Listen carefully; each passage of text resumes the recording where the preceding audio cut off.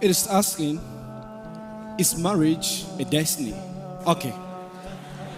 How can I know the person and how can I make a decision? Listen. Some of you are too dramatic. When you want to marry someone, then this is the qadr of Allah. Subhanallah, He is perfect. And then when He says, I want to break the engagement, oh, the qadr of Allah. How I don't understand the philosophy of qadr because the engagement broke. Marriage is an informed decision. Families come together.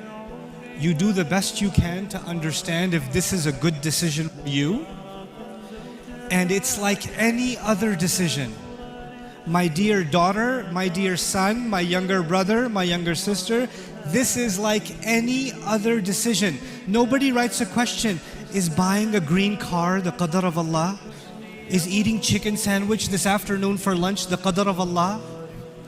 No. All the other decisions are your responsibility. Marriage, qadr of Allah. Where did you get this idea from? Make an informed decision. Learn about the person you're trying to marry. Understand if you have a personality that will work with each other. And even after all the exploration and conversation, sometimes you know what happens? You can't escape drama. Yes. Sometimes drama happens anyway. Nuh alayhi salam ended up with a pretty interesting wife. Asiya radiallahu anha ended up with a Fir'aun for a husband. Don't raise your hand. Your husband's not Fir'aun. Calm down. Sometimes people change. Sometimes the person you married later on, they're not the same as they used to be. Maybe the way they feel has changed. Maybe life has changed you. Maybe experiences have changed you. Don't blame that on the qadr of Allah. That's not the qadr of Allah. That's life. Life happens. Our deen is beautiful. It's absolutely beautiful. It gave us a way to understand the marriage relationship. The advice I will give you about marriage, the one thing I will tell you about marriage that people don't pay attention to. I want to marry her because I love her. Shut up. Because I want to marry him for deen. You're not marrying a beard. You're marrying a human. It's a person. You could be religious, pray 5 times, and you could still hate their guts. Just because someone is practicing their deen does not make them a good person in every other way. There are plenty of people that have an anger problem and they go to Hajj every year, but they still have an anger problem. So what I'm trying to get at, Allah mentioned one thing about marriage that is on top. Number 1. Everything else is later. وَمِنْ آيَاتِهِ أَنْ خَلَقَ لَكُم مِّنْ أَنفُسِكُمْ أَزْوَاجًا لِتَسْكُنُوا إِلَيْهَا. لِتَسْكُنُوا. This is called lam al-ta'lil. He said He made you into spouses for the purpose that you could find peace. For what purpose? Say it.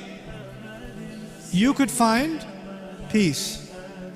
And then 2 and 3. وَجَعَلَ بَيْنَكُمْ مَوَدَّةً That's 2 and 3. Number 1 is peace. Now, what does that mean?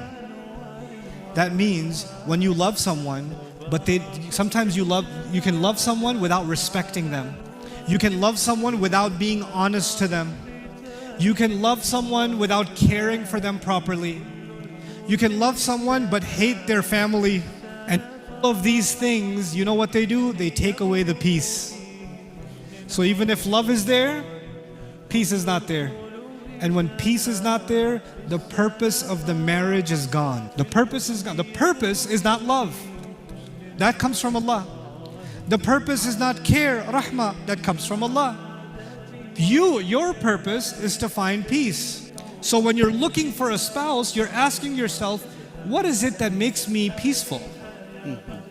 What is it that gives me calm? My wife, my husband, They should be my calm. When I talk to them, my stress goes down.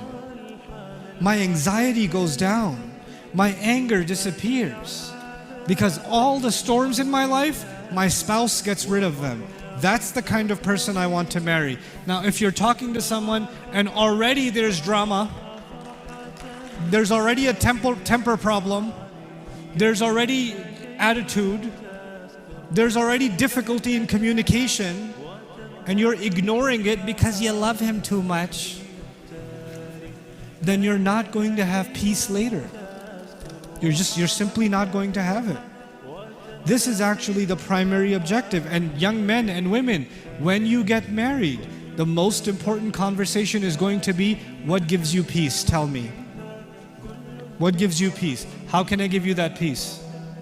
And what gives you peace? How can I give you that peace? لِتَسْكُنُوا إِلَيْهَا. So you can give each other peace.